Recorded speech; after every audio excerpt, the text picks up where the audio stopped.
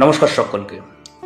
এই 2025 সাল প্রতিটা মানুষেরই কিছু না কিছু দিক থেকে একটু ট্রাভেলিটি, একটু প্রবলেমেটিক, কারো কারো একটু বেশি প্রবলেম, একটু দুর্যোগ, অ্যাক্সিডেন্ট ইস্যু কিন্তু বেড়ে গেছে লাস্ট 2 থেকে 3 মাস।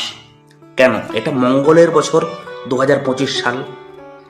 এখানে রাহুর এফেকশন বেড়ে গেছে কর্মভাবের উপর এবং ক্রিয়াকলাপের উপর, কিন্তু বেড়ে যাওয়ার জন্য এই প্রবলেমটা সৃষ্টি হয়েছে মঙ্গলের উপর দৃষ্টি রাহুর, এবং মঙ্গল রাহুর উপর দৃষ্টি, এই দুজনের যদি দৃষ্টির সমন্বয় ঘটে তাহলে কিন্তু প্রবলেম, দুর্যোগ এবং অ্যাক্সিডেন্ট এগুলো কিন্তু হঠাৎ হঠাৎ করে অগ্নিকাণ্ড প্রচুর পরিমাণে হয়, কারণ আগুন সঙ্গে বায়ু। রাহুর নক্ষত্র আদ্রা, স্বাতী এবং শতভিষা। মঙ্গলের নক্ষত্র মৃগশিরা, ধনিষ্ঠা এবং চিত্রা, এবং চন্দ্রের নক্ষত্র শ্রবণা, হস্তা এবং রোহিণী।